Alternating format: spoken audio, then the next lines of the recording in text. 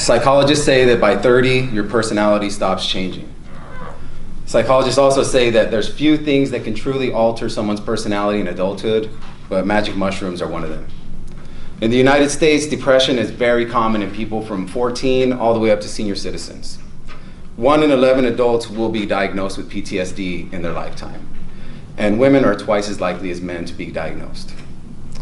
So we all know someone who suffers from depression, PTSD, or addiction. It could be a friend or a close family member, or it could even be one of you.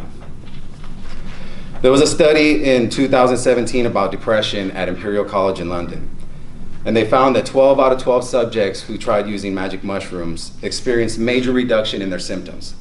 5 out of these 12 were completely cured in just 3 months. I first tried mushrooms when I was 14 years old. I've used them recreationally growing up. You go camping or go to a concert, make it a little more fun.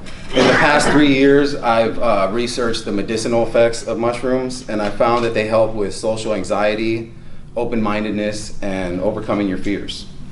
So today we will discuss magic mushrooms versus other illegal substances and how they can be used medicinally. So here's some reasons why we need to legalize mushrooms. They're one of the least harmful substances. Compared to legal drugs like tobacco or alcohol, mushrooms are quite safe. An article in Popular Science in May 2017 says that, in fact, mushrooms are the safest drug. A study at Johns Hopkins University showed that magic mushrooms had the least harm to users and to society. They have the lowest potential for overdose, and there is no known overdose level.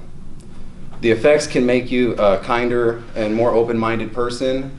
They can help you deal with stressful life situations, like if you get pulled over by the police and they take all your money and all your weed, or they can help you to overcome your fears. So up until 2 years ago, I've never rode a roller coaster.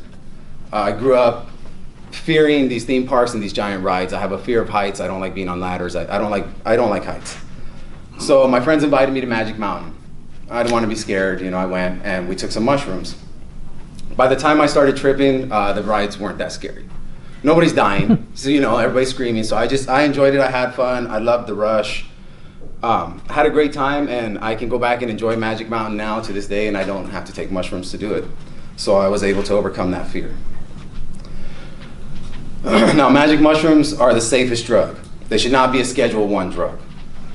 Schedule I drugs are illegal to manufacture, distribute, or possess, and that's according to DEA.gov.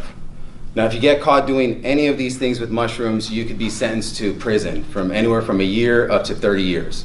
You could also receive a life sentence with multiple convictions. Now, this needs to change. This is a plant, people. This is something that comes out of the ground naturally. Nobody's ever died from it, and it's not hurting anybody.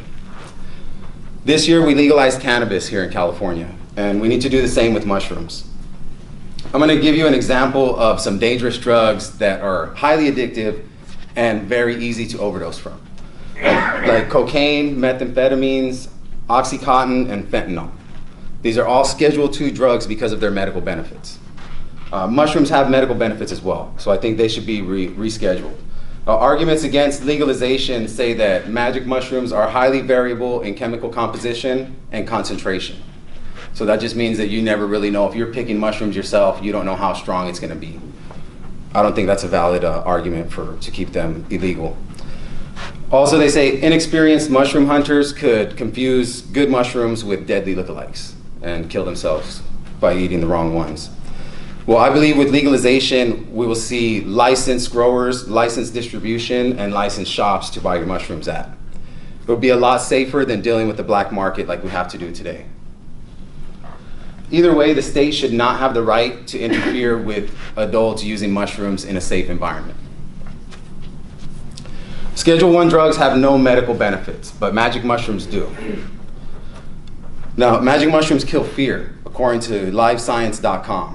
There was a study in 2013 in mice that showed that when the mice were dosed with mushrooms, they were less likely to freeze up when they heard a noise associated with a painful shock. Now, I know what you're thinking, mice are not men. How do I know that this would work on me? Well, this is America. Go out, score you a bag of mushrooms, and try to overcome your fears or do the research for yourself.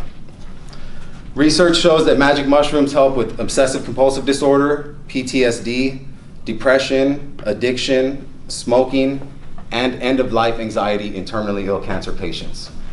And that's all according to livescience.com. I'm going to tell you a story about Todd. Todd was a corporate executive in Colorado up until 2006.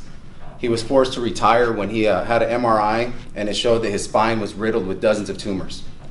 These tumors soon spread to his brain. Todd was diagnosed with PTSD and treatment-resistant depression. He was suicidal and tormented, and no amount of pills or any of these prescription drugs could help stop his end-of-life anxiety and his PTSD. Todd started using magic mushrooms. Since then, he has had no PTSD, no depression, and is in even less physical pain. Todd is still alive today and still using mushrooms. And we must legalize mushrooms, like we have cannabis here in California. They're naturally occurring and non-addictive. They should not be a Schedule I drug. Mushrooms are the safest drug. They need to be legalized and reclassified because of their medical benefits. I'm going to end with a quote from Terence McKenna. It says, "If the words life, liberty, and the pursuit of happiness don't include the right to experiment with your own consciousness, then the Declaration of Independence isn't worth the hemp that it was written on."